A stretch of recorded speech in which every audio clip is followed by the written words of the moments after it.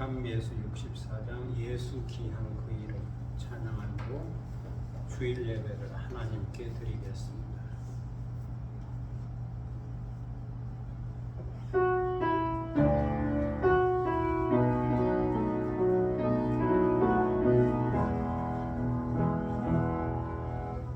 예수 가장 귀한 그 이름 예수 언제나 기도 들으사 오 예수 나의 손 잡아 주시는 가장 귀한 그 이름 예수 찬양하기 원하네 예수 적응과 나중 되시는 오 예수 날 위해 고통당하신 가장 귀한 그 이름 예수 왕의 왕이 되신 주 예수 당신의 끝없는 사랑 오 예수 목소리 높여 찬양해 가장 귀한 그 이름 예수 왕의 왕이 되신 주 예수 왕의 왕이 되신 주 예수 당신의 끝없는 사랑 오 예수 목소리 높여 찬양해 가장 귀한 그 이름 하나님은 영이시니 예배하는 자가 신령과 진정으로 예배할지니라.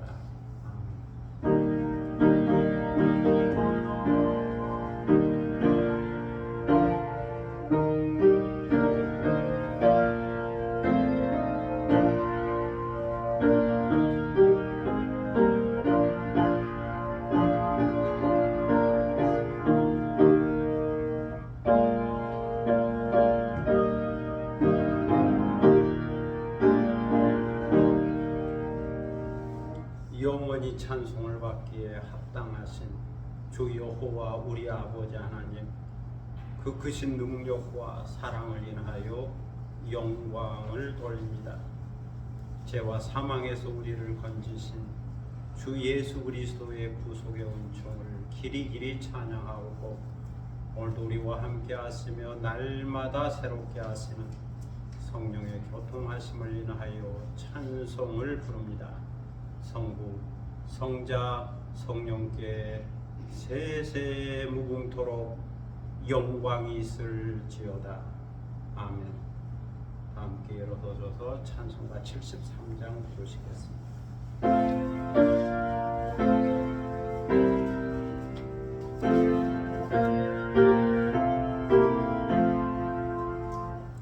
날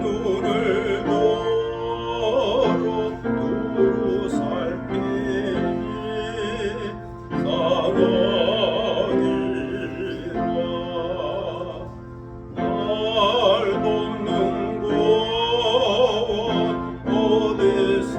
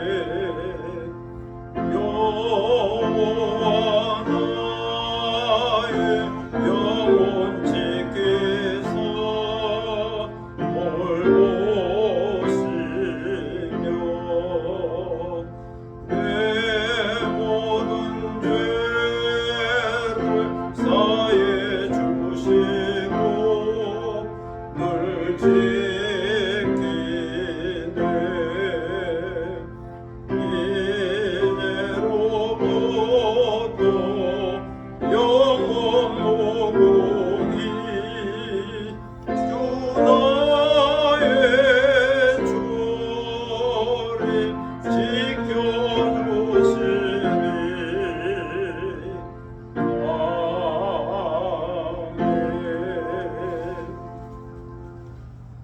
다 함께 경배한 마음으로 참회의 기도를 하나님께 드리겠습니다. 은혜와 긍휼이 풍성하신 하나님 아버지, 주님의 은혜 가운데 한 주간을 보내고 설 명절 연휴 기간에 다시 주님 앞에 나왔습니다.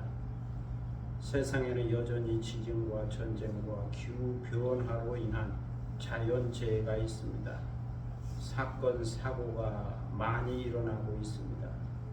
그 가운데서 저희들을 다시 불러주시고 이처럼 건강함과 평안함으로 주님 앞에 나와 경건한 예배를 드리게 하시오니 감사를 드립니다. 하나님 아버지, 저희들은 죄의 결과가 무섭고 진노가 무섭고 형벌이 무서워서 참회의 기도를 드리는 것만이 아닙니다.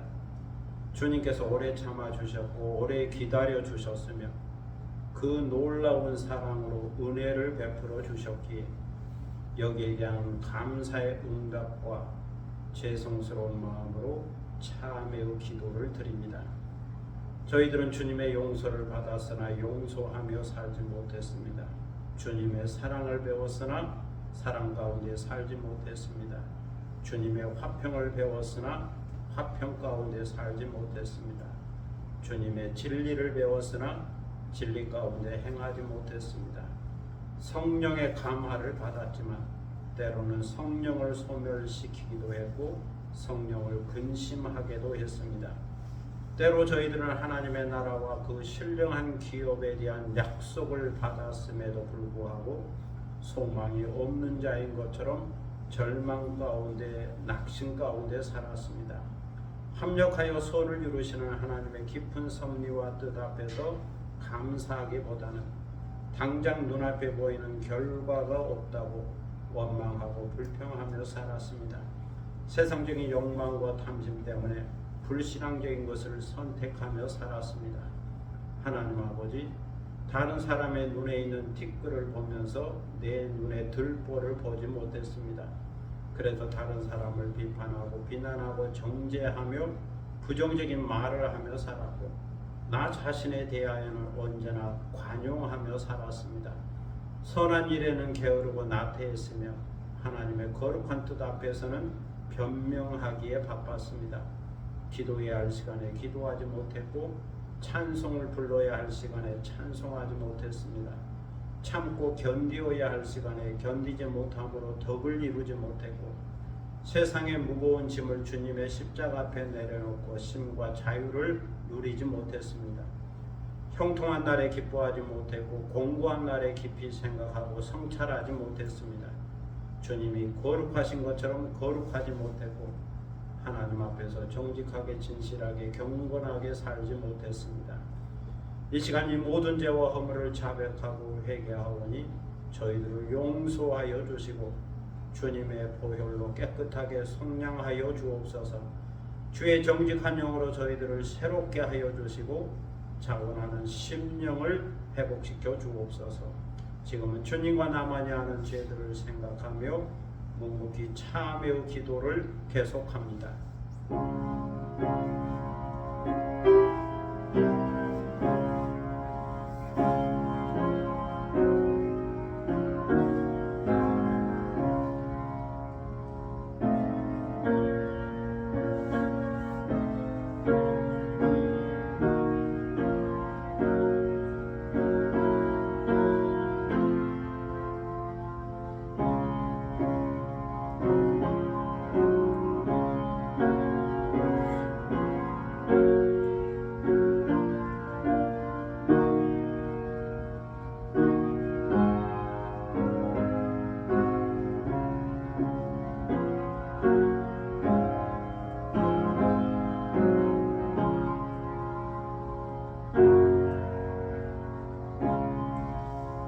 만일 우리가 우리 죄를 자백하면 그는 미쁘시고 의로우사 우리 죄를 사하시며 우리를 모든 불의에서 깨끗하게 하실 것이요 그러므로 주 예수 그리스도 안에 있는 자에게는 결코 정죄함이 없느니라. 아멘. 사도신경으로 우리의 신앙을 함께 고백하겠습니다.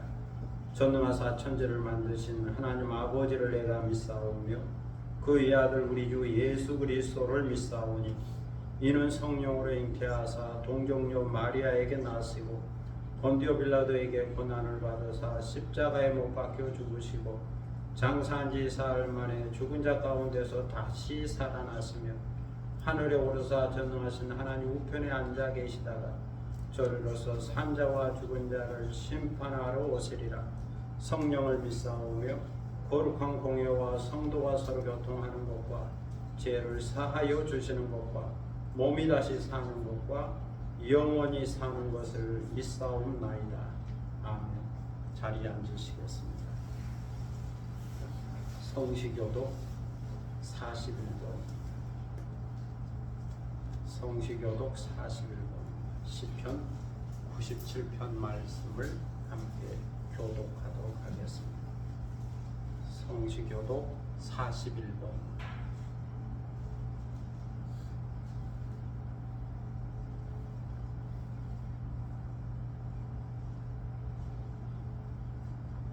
여호와께서 다스리시나니 땅은 즐거워하며 허다한 섬은 기뻐할지어다.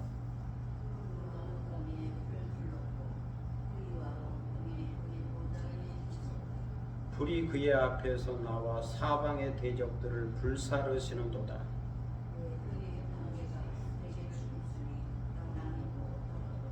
산들이 여호와의 앞 곧 온 땅의 주 앞에서 밀랍같이 녹았도다.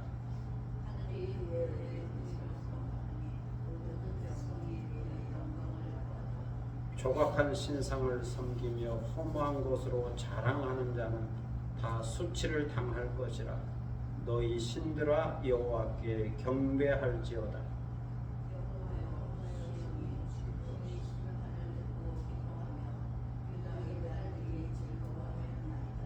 여호와여 주는 온 땅 위에 지존하시고 모든 신들보다 위에 계시니이다.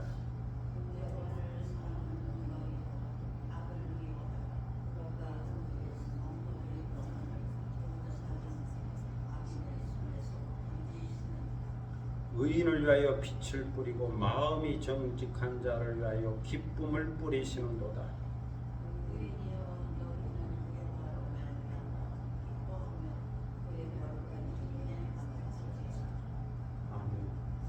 찬송가 263장 부르시겠습니다.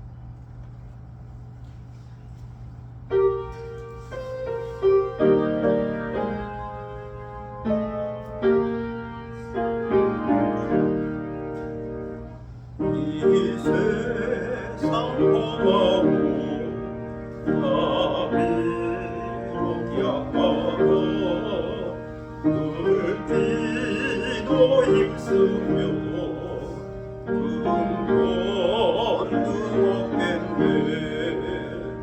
주의 은혜로 대속받아서 피와 같이 붉은 죄 눈같이 이겼네. 주님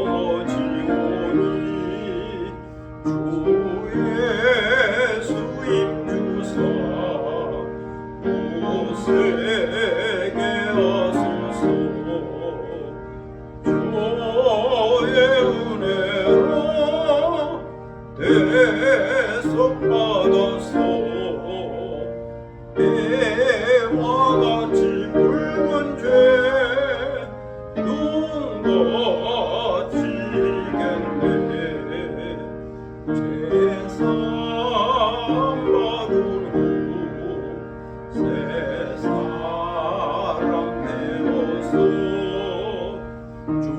앞에 서는 날 늘 찬송하겠네. 주의 은혜로 대접받아서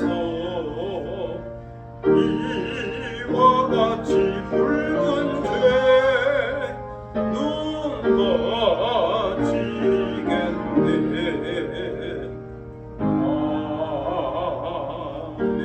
아멘.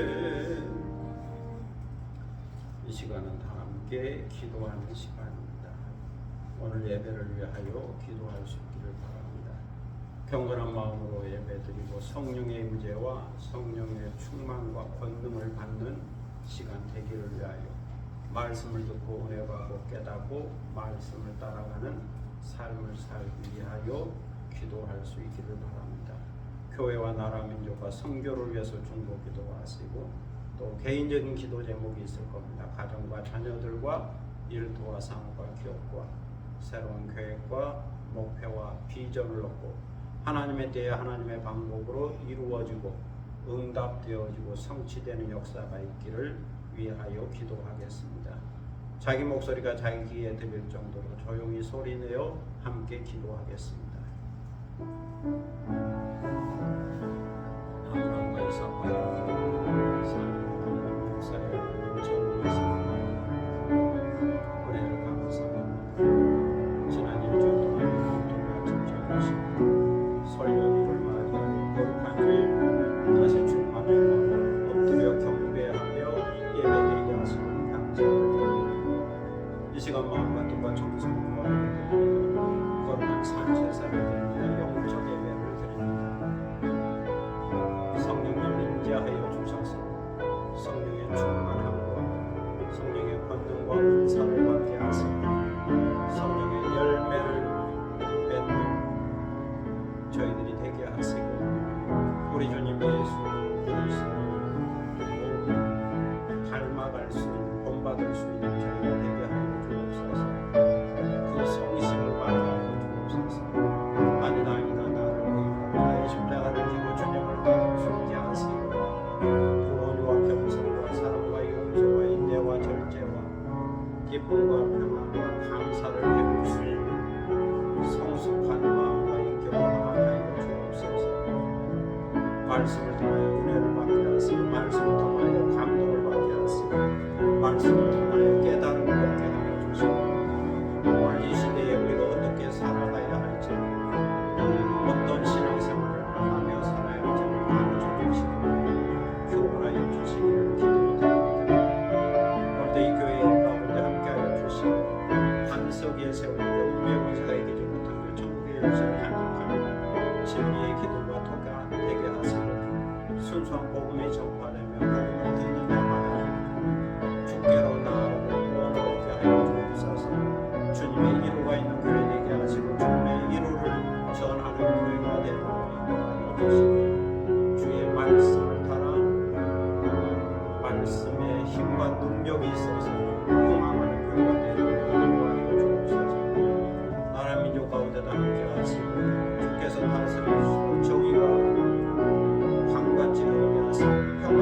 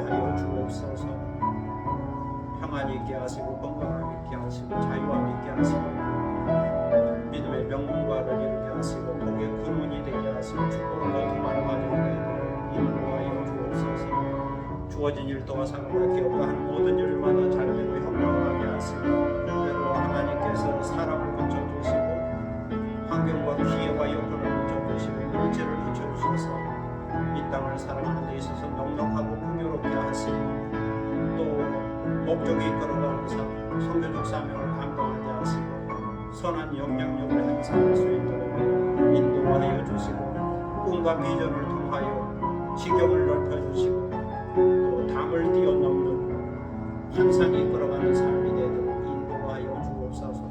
건강을 주시되 영적으로 건강하게 하시고 정신적으로 건강하게 하시고 육체적으로도 건강할 수 있게 하시고 항상 전인적 건강, 통전적 건강을 유지하며 영이 정신을 주도하고 정신이 육신을 주도하는 그런 영 그리스도인이 되도록 인도하여 주옵소서. 거룩하시고 존귀하신 아버지 하나님 은혜를 감사합니다. 오늘도 기도하오니 우리 기도를 들어주시고 하늘 문을 여시고 저희에게 복을 내려 주옵소서. 이 시간 저희들은 하나님의 말씀 앞에 있습니다. 말씀하여 주옵소서. 저희가 듣기를 원합니다. 세미한 음성을 듣게 하시고 내게 주시는 말씀을 듣게 하시고 깨닫고 은혜받고 감동받는 시간 되게 하시고 또 말씀을 따라 살아가고 변화된 삶을 살아가도록 인도하여 주옵소서. 이 시간을 주님께 의탁하오며 예수 그리스도의 이름으로 기도드립니다. 아멘.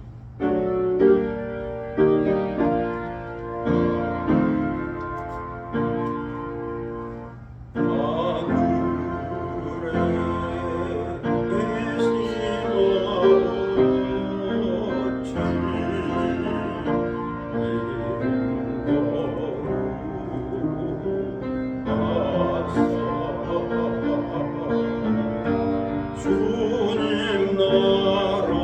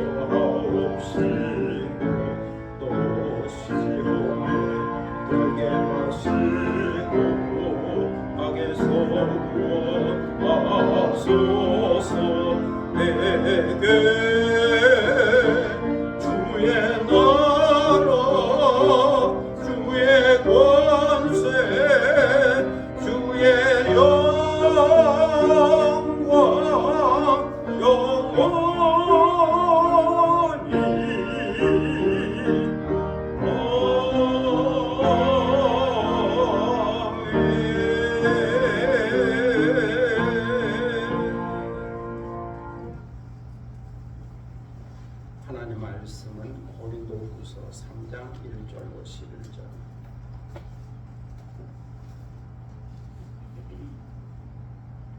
고린도후서 3장 1절로 11절입니다. 신약성경 288면 되겠습니다. 이 계시의 말씀을 받들어 읽을 때에 살아계시는 하나님의 음성을 듣는 시간이 되시기를 바랍니다. 우리가 다시 자천하기를 시작하겠느냐? 우리가 어찌 어떤 사람처럼 추천서를 너희에게 붙이거나 혹은 너희에게 받거나 할 필요가 있느냐? 너희는 우리의 편지라 우리 마음에 썼고 무사람이 알고 읽는 바라. 너희는 우리로 말미암아 나타난 그리스도의 편지니 이는 먹으로 쓴 것이 아니요 오직 살아계신 하나님의 영으로 쓴 것이며 또 돌판에 쓴 것이 아니요 오직 육의 마음 안에 쓴 것이라. 우리가 그리스도로 말미암아 하나님을 향하여 이 같은 확신이 있으니 우리가 무슨 일이든지 우리에게서 난 것 같이 스스로 만족할 것이 아니니 우리의 만족은 오직 하나님으로부터 나느니라. 그가 또한 우리를 새 언약의 일꾼 되기에 만족하게 하셨으니 율법 조문으로 하지 아니하고 오직 영으로 함이니 율법 조문은 죽이는 것이요 영은 살리는 것이니라. 돌에 써서 새긴 죽게 하는 율법 조문의 직분도 영광이 있어 이스라엘 자손들은 모세의 얼굴에 없어질 영광 때문에도 그 얼굴을 주목하지 못하였거든. 하물며 영의 직분은 더욱 영광이 있지 아니하겠느냐. 정죄의 직분도 영광이 있은즉 의의 직분은 영광이 더욱 넘치리라. 영광되었던 것이 더 큰 영광으로 말미암아 이에 영광될 것이 없으나 없어질 것도 영광으로 말미암았은즉 길이 있을 것은 더욱 영광 가운데 있느니라. 아멘. 찬양하겠습니다. 사랑의 손길 참 예수 193장입니다. 1절 간주 2절 하겠습니다.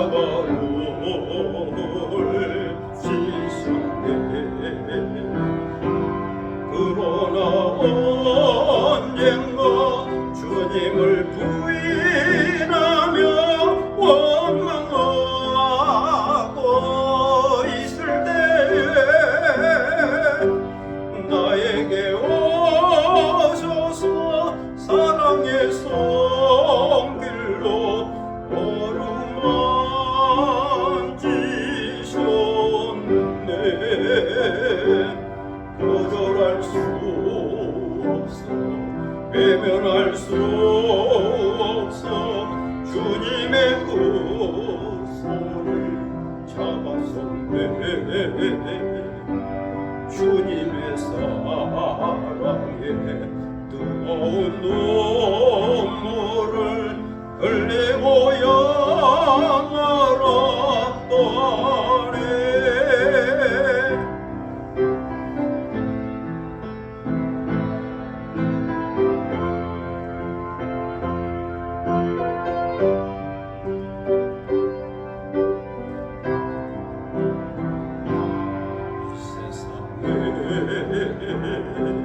오신 주님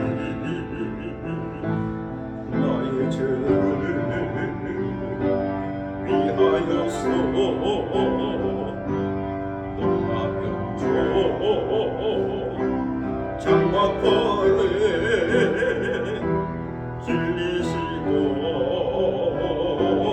그날 오후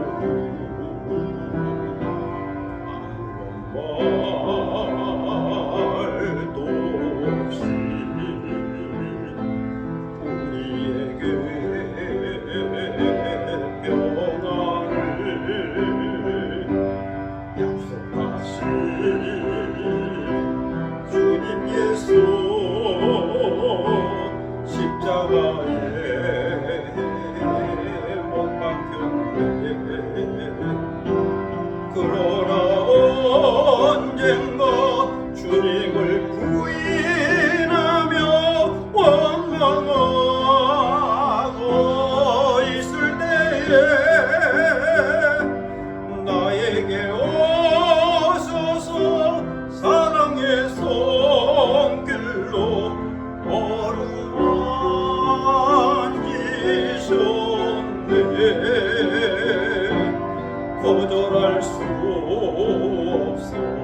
외면할 수 없어 주님의 그 손을 잡았었네.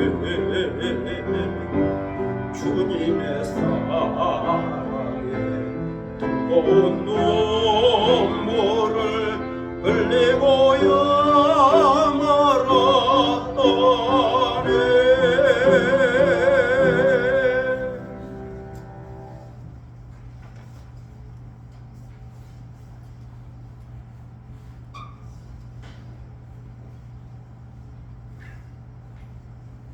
(7080) 추억의 노래 중에 어니언스의 편지가 있습니다.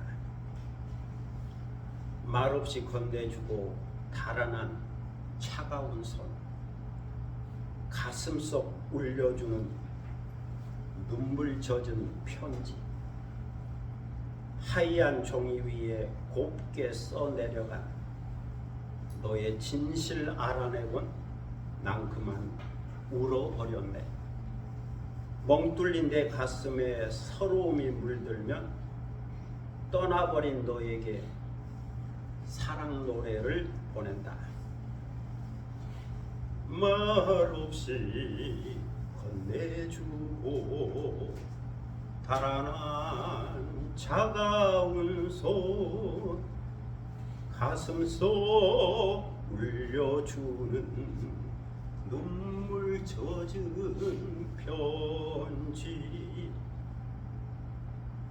편지 한 장 건네주고 떠난 연인의 진실한 사랑을 편지를 읽은 후에야 알게 되었습니다. 그렇지만 그 사람은 이미 떠나버리고 없지요. 그 진실한 사랑에 대한 그리움과 아쉬움을 노래로 표현하고 있습니다. 이처럼 사람들은 헤어지고 이별하고 떠나버린 사랑을 추억하며 삽니다. 어쩌면 젊은 시절에 이런 사랑 하나 경험하고 있었기 때문일 겁니다. 눈물 젖은 편지. 오늘 성경 3절에 보면 너희는 우리로 말미암아 나타난 그리스도의 편지다라고 하는 말씀이 있습니다. 이때는 전화기도 없고 핸드폰도 없어서 오직 편지로만 소식을 전하는 시대입니다. 그것도 인편으로 보내는 편지가 전부였습니다. 우체부가 있는 것도 아니고 아는 사람이 사람을 통해서 편지를 보내는 그것이 일상화된 시대입니다. 너희는 그리스도의 편지다. 그렇지만 이것은 남녀 간의 사랑을 이야기하는 편지가 아니죠. 이것은 그리스도 안에서 그리스도의 사랑을 전하는 편지입니다. 오늘 성경에 보면 사도 바울은 편지 이야기를 하기 전에 추천서 이야기를 먼저 하고 있습니다. 여기에 나오는 추천서는 다른 말로 청거서 또는 보증하는 확인증을 말합니다. 우리는 고린도 전서를 통하여 고린도 교회에는 분열이 있었고 그 분열을 주도하는 바울의 적대자들이 있었다고 하는 말씀을 들은 바가 있습니다. 바울을 비판하고 바울의 신학을 문제 삼은 자들이 있었지. 그들을 신학적으로 분류하면 유대교적 그리스도인들입니다. 율법적인 그리스도인들이죠. 다시 말해서 구약에서부터 내려오는 율법을 지키면서 예수님을 믿어야 한다고 주장하는 자들이죠. 할례도 행하면서 예수님을 믿고 유대의 절기를 지키고 안식일도 거룩히 지키면서 예수님을 믿어야 한다고 주장하는 자들입니다. 유대교의 문화와 전통을 지키면서 예수님을 믿어야 한다. 그런데 그들은 정치적으로는 야고보의 영향력 안에 있었죠. 여기서 나오는 야고보는 요한의 형제 야고보가 아니죠. 예수님의 제자 야고보가 아니고 예수님의 친동생, 육신의 동생 야고보를 말합니다. 야고보는 처음에 예수님을 믿지 않았지만 예수님이 부활 승천한 후에 그것을 경험하고 예수님을 믿었습니다. 그 후에 예루살렘 교회에 들어왔죠. 예루살렘 교회 초대교회의 처음 지도자는 사도 베드로였습니다. 그런데 베드로는 선교를 위하여 예루살렘 교회에 머물러 있지 못했고 여러 지역으로 가서 복음을 전해야 했습니다. 그래서 그 대신 야고보가 지도자가 되어 예루살렘 교회를 목회했습니다.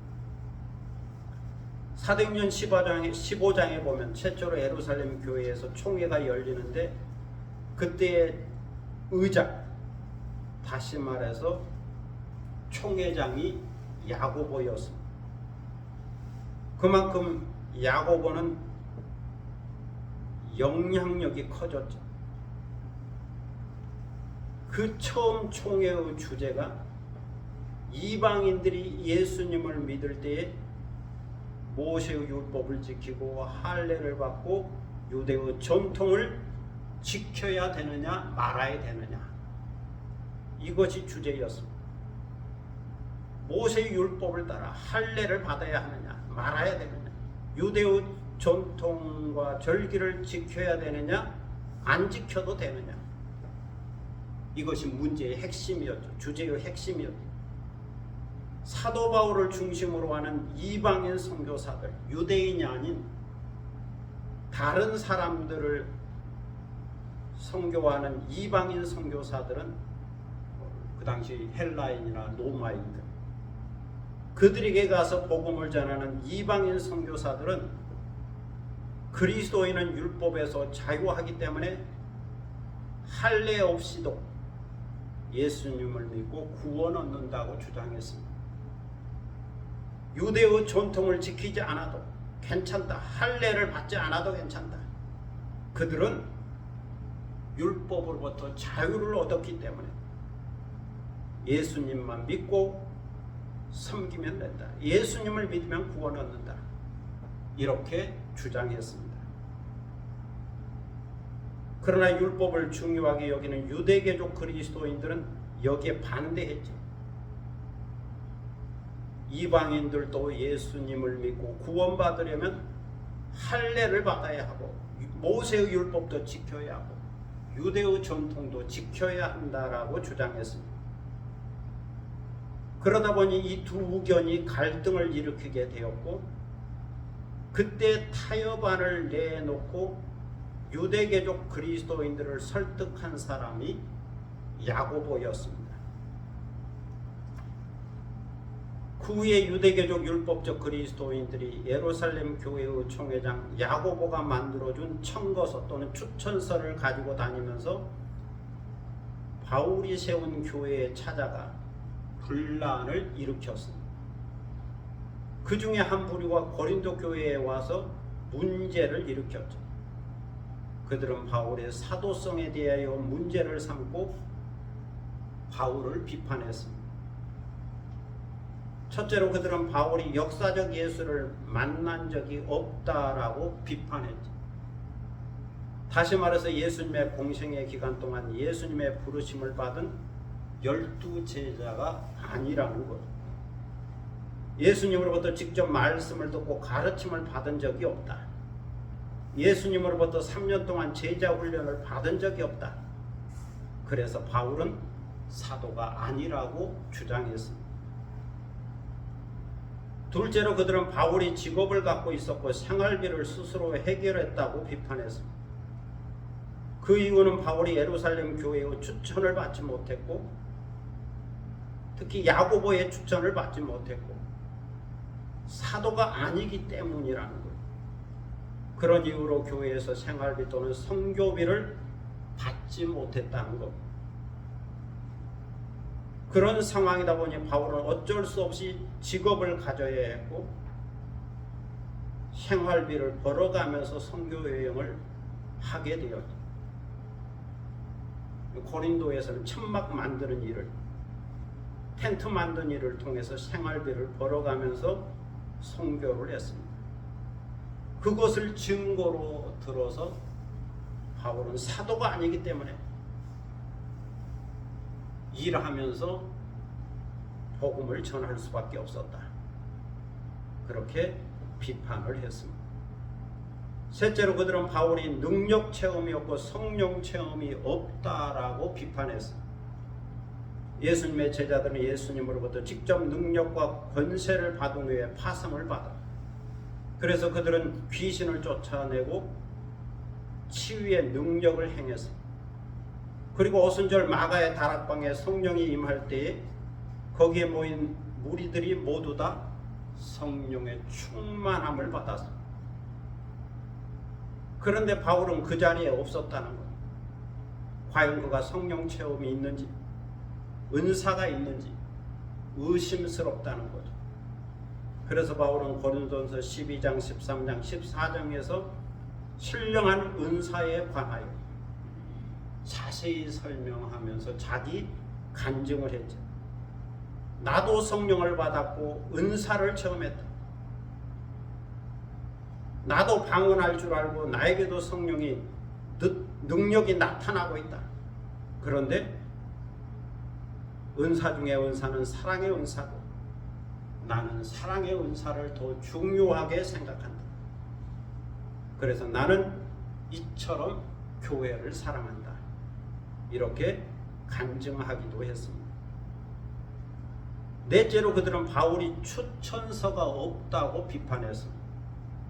예루살렘 교회에 야고보의 청거서가 없다. 추천서가 없다. 그래서 사도가 아니라는 거죠. 적대자들은 교인들을 모아놓고 말합니다. 너희 중에 바울이 예루살렘 교회의 추천서를 가지고 다닌 것을 본 사람이 있느냐? 없지 않느냐? 그러니 바울은 가짜다. 그는 사도가 아니다. 바울을 변호하려면 뭘 좀 알고 변호해라. 그에게는 사도증이 없다. 추천서가 없다. 왜 그러는 줄 아느냐? 그는 사도가 아니기 때문이다. 그러면서 그들은 자기들이 받은 예루살렘 교회의 공적인 추천서를 보여주곤 했습니다. 사실 그 당시에는 공식 문서인 추천서가 널리 통용되고 있었죠. 쉽게 말해서 소개장 또는 그를 확인해주는 어떤 보증 확인증을 가지고 다녔습니다. 이 추천서는 그 사람의 직분과 권한에 대한 위임장 또는 신임장 역할을 했죠. 그 당시 추천서는 예루살렘 교회의 총회장인 야고보가 발행을 했습니다. 다시 말해서 야고보의 인장이 찍혀야 공적인 추천서로 인정을 받을 수가 있었죠. 그런데 바울에게는 이런 추천서가 없었습니다. 사실 바울은 이것에 대한 필요성을 느끼지 못했죠. 왜냐하면 바울은 부활하신 예수님으로부터 직접 사도로 부르심을 받았기 때문입니다. 그래서 형식적인 추천서가 필요 없었던 거죠. 그러나 적재자들의 입장에서 볼 때는 이것이 언제나 공격의 빌미가 되었습니다. 한두 번 들은 것도 아니고 적재자들은 교인들을 모아놓고 매일 추천서 이야기를 하니까 교인들도 이상하다 하는 마음을 품게 되었죠. 처음에는 아닐 거라고, 바울은 틀림없이 사도일 거라고 말하다가도 적대자들이 자꾸 추천서 이야기를 하니까 말문이 막혔습니다. 또 그들 중에는 바울이 어떤 추천서를 갖고 다니는 것을 본 사람도 없었습니다. 바울이 이것을 알았죠. 자기에게는 별 문제가 안 되지만 고린도 교인들에게는 추천서가 문제가 되고 근심이 되고 시험거리가 된다고 하는 사실을 알고 있었습니다. 그래서 오늘 본문 1절로 3절에서 이 추천서 이야기를 하게 된 겁니다. 우리가 다시 자천하기를 시작하겠느냐? 우리가 어찌 어떤 사람처럼 추천서를 너희에게 붙이거나 혹 너희에게 받거나 할 필요가 있느냐? 이 말씀을 풀어보면 이런 내용이죠. 이것은 우리가 우리를 스스로 높이거나 자화자찬해서 하는 말이 아닙니다. 우리가 어찌 어떤 사람처럼, 구체적으로 말하면 유대교적 율법적 그리스도인들처럼 추천서가 필요하겠습니까? 그들은 필요할런지 모르지만 우리는 필요하지 않다고 생각합니다. 그들에게는 필요하지만 우리는 필요하지 않습니다. 우리는 부활하신 주님으로부터 직접 사도로 부르심을 받았기 때문입니다. 그래서 우리는 여러분에게 붙일 만한 추천서도 없고 보여줄 추천서도 없습니다. 예루살렘 교회 야고보의 추천서가 필요 없습니다. 왜냐하면 우리는 예수님으로부터 직접 부르심을 받았기 때문입니다. 그리고 또 한편으로 생각하면 여러분들이 우리의 추천서요 편지이기 때문입니다. 고린도 교회 여러분들이야말로 우리의 사역과 사도권의 진실성을 보증해 주는 추천서입니다. 우리가 여러분에게 전도해서 교회를 세웠고 여러분이 믿어서 이 교회에서 신앙생활을 시작했습니다. 그렇기 때문에 여러분들이 확실한 증인이요 편지요 추천서입니다. 여러분이 추천서인데 우리에게 또 다른 어떤 추천서가 왜 필요하겠습니까? 만약에 우리가 복음을 전해서 세운 교회가 아니고 기존 교회에 목회하기 위해서 부임한 것이라면 추천서가 필요할런지 모르지만 고린도 교회는 우리가 복음을 전해서 세운 교회이기 때문에 추천서가 필요하지 않습니다. 그러므로 여러분들이 우리의 편지입니다. 이것은 우리 마음에 쓴 것이 아니고 무사람이 알고 있고 읽은 겁니다. 그러니 이것을 이제 분명하게 알아야 하겠습니다. 여러분은 우리로 말미암아 나타난 그리스도의 편지입니다. 이것은 먹으로 쓴 것도 아니고 오직 살아계신 하나님의 영으로 쓴 겁니다. 또한 이것은 율법과 같은 두 돌판에 쓴 것이 아니고 오직 여러분의 마음판에 쓴 겁니다. 여러분의 마음판에 주의 영으로 성령으로 쓴 겁니다. 우리에게는 그리스도 안에서 하나님을 향한 이런 확신이 있습니다. 여기서 사도 바울은 분명하게 말씀합니다. 너희는 우리로 말미암아 나타난 그리스도의 편지다. 우리가 성령을 통하여 쓰고 전달한 그리스도의 편지다. 이 말씀처럼 그리스도인은 그리스도의 냄새를 나타내는 그리스도의 향기일 뿐만 아니라 그리스도의 마음을 전하는 그리스도의 편지입니다. 사랑의 편지죠. 이 편지 속에 그리스도의 마음이 있고 그리스도의 사랑이 있고 그리스도의 은혜가 있습니다. 이 편지 속에 복음의 진리가 있고 구원의 확신이 있지. 그러므로 그리스도인은 그리스도의 편지입니다. 이것이 그리스도인의 정체성이죠. 나는 누구인가? 나는 그리스도의 편지다. 나는 그리스도의 향기요 그리스도의 편지다. 그리스도의 마음을 전하고 뜻을 전하고 사랑을 전하는 그리스도의 편지다. 그리스도의 복음을 전하는 편지다. 그리스도인은 이런 정체성, 존재의식을 갖고 살아야 합니다. 다음으로 5절로 11절까지는 직분에 대한 만족도를 말씀하고 있습니다. 만족도에 대한 사도 바울의 고백이요 간증이라고도 말할 수 있습니다. 바울은 말씀합니다. 우리의 만족은 하나님으로부터 나옵니다. 하나님께서 우리를 새 언약의 일꾼으로 부르셨고 세우시면서 만족하셨습니다. 바울의 입장으로 보면 사도로 세우시고 하나님께서 나를 사도로 세우시고 만족하셨고 흐뭇하게 생각하셨습니다. 그러므로 우리 또한 새 언약의 일꾼이 되고 복음 전하는 사도가 된 것을 만족하게 생각하고 감사를 드립니다. 하나님이 만족하셨으니 우리도 만족합니다. 그런 뜻이죠.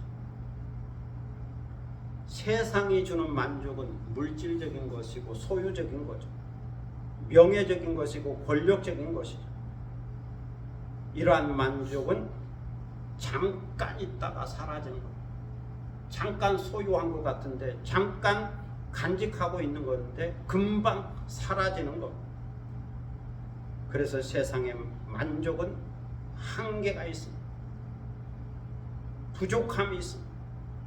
계속 채우려고 하지만 항상 다 채우지 못하고 부족한 거죠.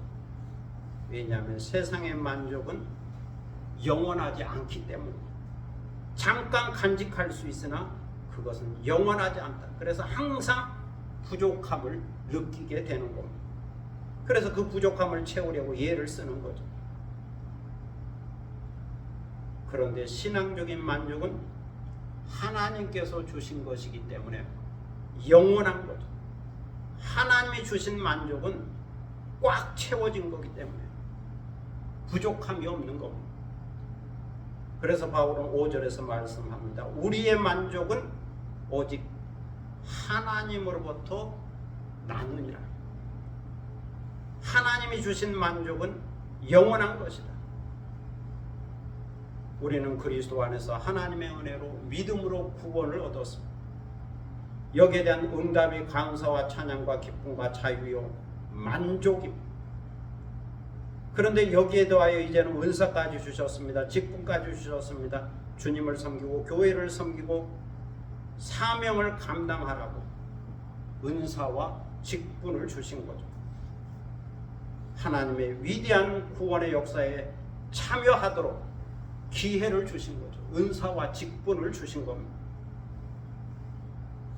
어떤 이에게는 집사의 직분을 주셨습니다. 어떤 이에게는 안수권사의 직분을 주셨습니다. 어떤 이에게는 안수집사의 직분을 주셨습니다. 어떤 이에게는 장로의 직분을 주셨습니다. 어떤 이에게는 목사의 직분을, 어떤 이에게는 선교사의 직분을 주셨습니다. 이 모든 직분은 명예가 아니죠. 계급이 아니죠. 이것은 주님의 일을 하라고 주신 달란트요 은사입니다. 주님의 교회를 섬기라고 주신 신령한 직분인 거죠. 그러므로 이런 직분을 받아서 섬기는 사람은 사도 바울과 같은 만족도가 있어야 합니다. 만족도가 있어야 합니다. 직분에 대한 만족도. 이런 기회 주신 것에 대한 감사와 기쁨과 행복과 감격과 만족이 있어야 한다는 말씀이죠. 만족도가 있어요. 직분에 대한 만족도가 있어야 합니다. 오늘 보면 6절에 보면 우리가 새 언약의 일꾼이 되었다고 말씀합니다. 그리스도의 복음을 전하는 사도가 되었고 전도자가 되었다. 그리고 교회의 성도들 중에는 주의 일을 하는 신령한 일꾼도 있고 신령한 직분을 얻은 자도 있다는 겁니다. 여러 모양으로 직분을 얻은 자가 있다. 그러면서 모세를 통하여 주신 율법으로 얻게 되는 직분과 비교를 하고 있습니다. 모세의 율법에 근거한 구약시대의 직분은 예언자, 제사장, 율법학자, 서기관, 회당장 등이 있었죠. 모세의 율법, 그 중에 10계명은 두 돌판에 새긴 것이고 그 후에는 두루마리와 같은 문서를 통하여 전해졌습니다. 구약시대는 율법에 근거한 직분을 받아서 일하면 이것 또한 영광이 되었다는 것. 사실 율법은 정죄하고 심판하고 형벌을 주고 죽이는 역할을 합니다. 율법의 핵심은 정죄하고 죽이는 겁니다. 그럼에도 불구하고 이런 율법의 직분도 영광이 되었다는 말입니다. 모세의 율법이 주는 직분도 영광스러운 거다. 그렇다면 새 언약의 일부는 얼마나 더 큰 영광이 되겠느냐는 말이죠. 이것은 그리스도께 속한 것이요, 새 언약에 속한 것이요, 신령한 것이요, 생명을 살리는 직분이기 때문에, 구원의 역사를 이루는 직분이기 때문에 더 영광되다. 율법은 죽이는 역할을 하는데도 영광이 되었는데, 이제 살리는 역할을 하는 구원과 생명의 역사를 이루는 직분이라면 얼마나 더 큰 영광이 되겠느냐는 겁니다. 출애굽 시대의 모세도 시내산에서 십계명을 받아들고 내려올 때에 그 얼굴이 영광스럽게 광채가 나서 이스라엘 자손들이 그 얼굴을 주목하지 못했습니다. 모세의 얼굴에 영광스러운 광채가 나니까 그 얼굴을 두려워서 함부로 쳐다보지 못했죠. 모세도 시내산 언약을 받고 십계명을 받을 때에 그 직분이 영광스러웠다는 겁니다. 그렇다면 영의 직분은 더욱 영광스럽지 않겠느냐 하는 말이죠. 율법을 통해서 주어진 직분도 영광이 되었으니 우리 주님 예수 그리스도께서 주신 의의 직분과 신령한 직분은 더욱 영광이 넘치게 된다는 겁니다. 모세는 하나님의 종으로 받은 직분, 그것도 영광스러웠는데 이제 하나님의 아들 예수 그리스도께서 주신 직분은 얼마나 큰 영광이 되겠느냐. 그런데 여기서 더 중요한 것은 율법적인 영광은 더 큰 신령한 영광 앞에서는 더 이상 영광될 것이 없다는 것. 구약시대의 율법적인 영광도 영광이지만 신약시대의 복음적인 더 큰 영광 앞에서는 그 빛을 잃게 된다. 왜냐하면 구약의 영광은 그림자와 같은 것이기 때문에, 그림자와 같은 것이기 때문에 본체가 나타나면 그림자는 사라진다. 이처럼 구약시대에 없어질 영광, 사라질 영광, 그림자와 같은 영광도 하나님께서 주시긴 것이기 때문에 영광스러웠다는 겁니다. 구약의 직분도 영광스러운 것이었다. 그러므로 이제 예수 그리스도 안에서 하나님 주신 신령한 직분은 더욱 영광스러울 수밖에 없다는 것을 알아야 한다는 거예요. 하나님의 아들 예수 그리스도 안에서 하나님으로부터 받은 신령한 직분은 길이 있을 것이고 더욱 영광 가운데 있게 될 것이기 때문에, 그러니 이것을 깨닫고 신약시대의 복음의 일꾼이 되고 새언약의 일꾼이 되고 신령한 직분을 받아서 주님을 섬기고 교회를 섬기는 것을 더욱 영광스럽게 생각하라는 것. 주님으로부터 이 신령한 직분 받은 것을 영광스럽게 생각하라. 구약시대보다 더 영광스러운 거니까 좀 가치 있게 여기고 소중하게 여기고 중요하게 여겨서 영광스럽게 생각하라. 나에게 이런 직분을 주시다니. 그러면서 영광스럽게 생각하라. 그 영광의 가치를 헌신짝거리듯이 무가치하게 여기지 말고 버리지 말라. 영광스럽게 생각, 소중하게 생각하라. 가치 있게 생각하라. 하나님의 아들 예수 그리스도께서 주신 신령한 직분이니 영광스럽게 생각하라고 하는 귀한 말씀입니다. 성도 여러분, 그리스도인은 예수 그리스도의 편지죠. 그리고 예수 그리스도 안에서 새 언약의 일꾼이죠. 그러므로 예수 그리스도를 믿고 직분을 받은 자는 언제나 높은 만족도와 긍지를 가지고 그것을 자랑스럽게 여겨야, 직분 받은 것을 자랑스럽게 여겨야 합니다. 교회가 크든지 작든지 그건 상관없지. 주님이 주신 직분, 그것을 자랑스럽게 생각해야 합니다. 그 누구와도 그 무엇과도 비교할 수 없는 하나님의 일을 하고 있고 가치 있는 일을 하고 있다고 하는 자부심을 갖고 살아야 한다. 하나님의 위대한 구원의 사역에 쓰임받는 도구로 주님께서 세우셨다고 하는 것을 소중하게 여겨야 한다.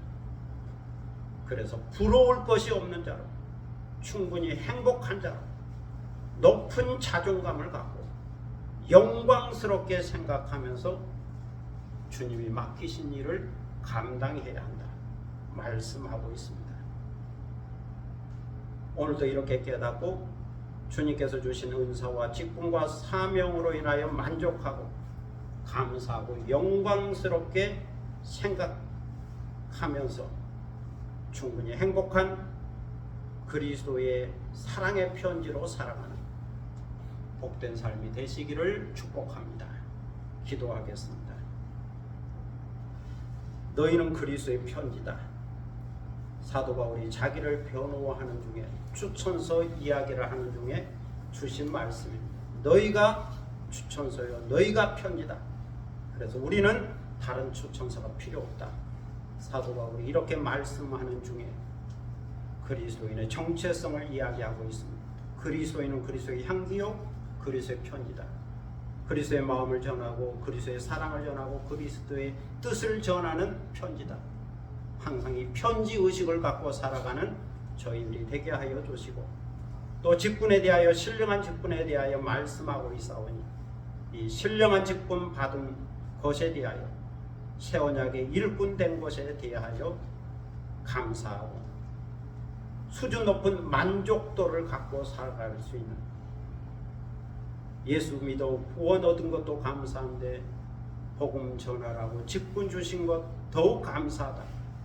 이 귀한 직분을 영광스럽게 생각하고 만족스럽게 생각하고 자랑스럽게 여기는 그런 마음, 그런 자세를 가질 수 있도록 인도하여 주시고, 사도 바울이 이렇게 영광스럽게 가르쳐주고 있고 교훈하고 있는 것을 소중하게 여기며 감사하게 여기며 또 영광스럽게 이 직분을 감당하는 저희들이 되게 하여 주옵소서. 감사드리며 예수 그리스도의 이름으로 기도드립니다. 아멘. 찬송가 429장 부르시겠습니다.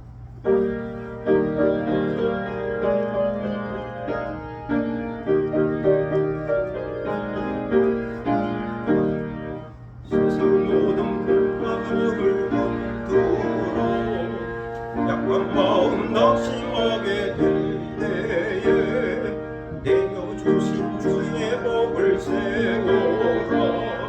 주의 크신 복을 내가 알리라. 받은 복을 세워보아라. 크신 복을 내가 알리라. 받은 복을 세워보아라. 주의 크신 복을 내가 알리라. 세상 끝인 걱정너를 모르고 십자가를 등에 지고 나갈 때 주가 내게 주신 복을 세워라. 두려움 없이 항상 찬송하리라. 받은 복을 세워보아라. 크신 복을 내가 알리라. 받은 복을 세워보아라. 주의 크신 복을 내가 알리라. 길 막을 때 주만 믿고 낙심하지 말아라. 천사들이 너를 보호하리니 염려 없이 앞만 보고 나가라. 받은 복을 세워보아라. 거신 복을 내가 알리라. 받은 복을 세워보아라. 주의 크신 복을 내가 알리라. 이제 다 함께 일어서셔서 찬송가 630장 부르시면서 하나님께 봉헌하겠습니다.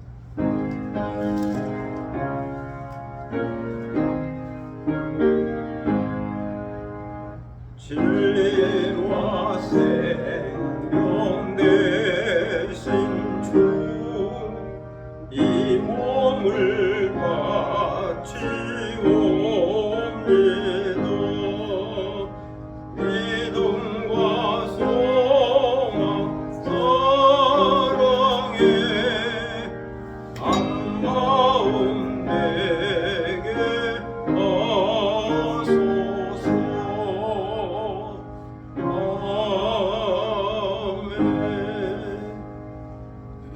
봉헌기도 드리겠습니다.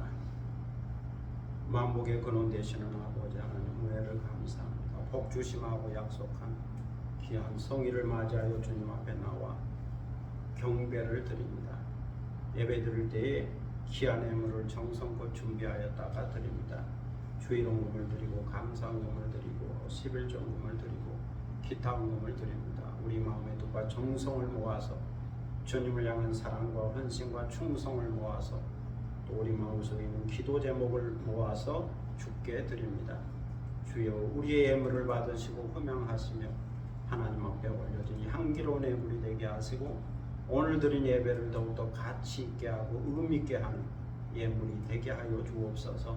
드리는 손길을 기억하셔서 하늘의 신령한 복과 땅의 기름진 복을 더하여 주시고 언제나 영적으로 육적으로 부족함이 없이 풍족하게 하시고 넉넉하게 하시고 또 주님 주신 신령한 은사와 직분을 소중하게 여기고 영광스럽게 여기는 가운데 주의 일들을 감당하며 사는 충성된 사람이 되게 하여 주옵소서. 감사드리며 예수 그리스도의 이름으로 봉헌기도 드립니다. 아멘. 자리에 앉으시겠습니다. 교회 소식 시간인데 옆에 계신 분과 앞에 계신 분과 함께 인사를 나눌 수 있기를 바랍니다. 교회 오신 것으로 환영합니다. 감사합니다. 오늘 2월 둘째 주일이고 설 명절 연휴 기간입니다. 가정마다 예수 그리스도 안에서 복의 근원이 되시기를 바랍니다. 복 있는 사람 또는 복의 근원 다 같은 의미가 담겨져 있습니다. 복의 근원이 되어야 복이 흘러나오고 복 있는 사람이 되어야 그 사람에게서 복이 흘러나오는 거죠. 항상 복의 근원, 아브라함처럼 복의 근원, 시편의 말씀처럼 복이 있는 사람이 될 수 있기를 바랍니다. 2월 14일 수요일부터 사순절 절기가 시작됩니다. 사순절은 주님의 순환을 기념하는 40일을 절기로 지키는 겁니다. 주일을 뺀 부활절 전 고난주간까지 포함해서 40일을 사순절이라고 합니다. 주일을 뺀 40일 주님의 순환과 고난을 기념하고 묵상하면서 경건하게 사는 절기입니다. 믿음의 역사와 사랑의 수고와 소망의 인내가 있기를 바랍니다. 다른 내용은 주보를 참고하시고 시 한 편 낭송하겠습니다.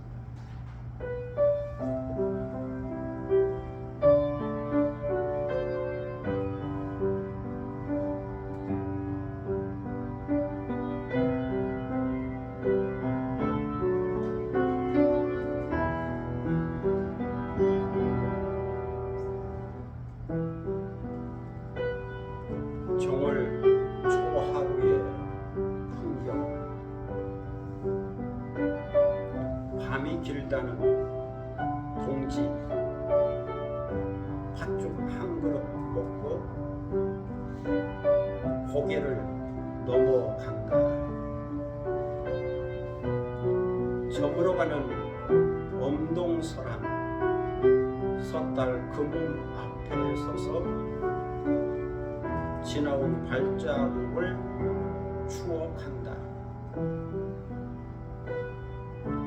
정월 초하루의 풍경, 설날 아침 떡국 한 그릇으로 인생을 먹는다. 그리움, 정과 사랑, 만남과 환대가 있으니 화목이 복이다. 절하고 세뱃돈 주는 넉넉한 덕담과 감사가 눈꽃처럼 아름답게 피어난다.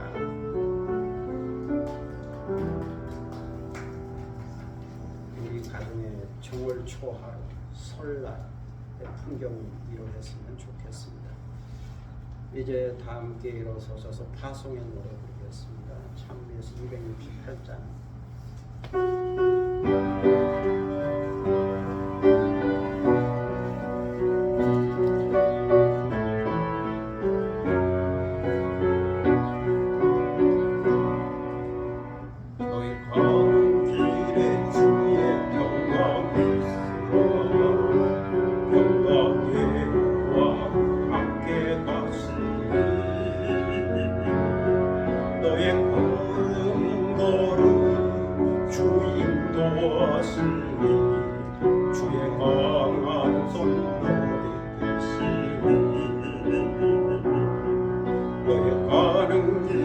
주의 축복이 있으니 영광의 주 함께 가시니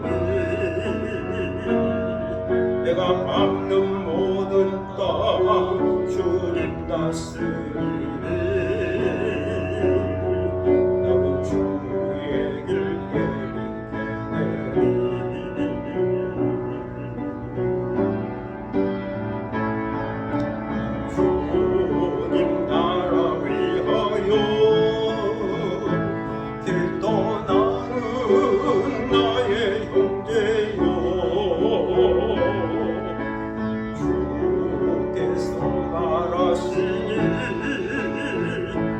너는 가라 주의 이름으로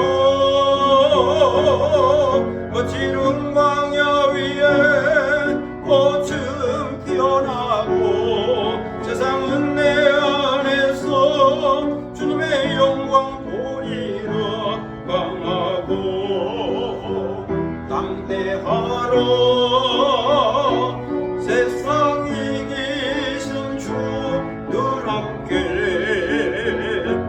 너와 동행하시며 내게 세임 늘 주시리 주님 나라 위하여 주님 나라 위하여 길 떠나는 나의 영예여 주께서 가라시니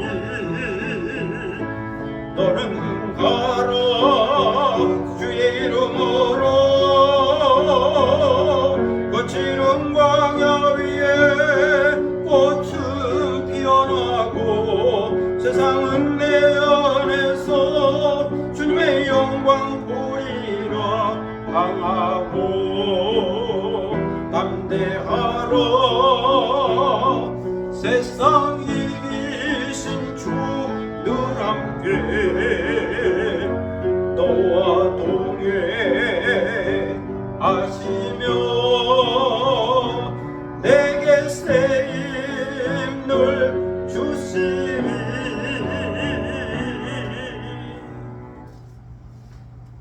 지금은 주 예수 그리스도의 무한하신 은혜와 아버지 하나님의 극진하신 사랑과 성령의 감동과 교통하심과 충만케 하시니 너희는 그리스도의 편지다.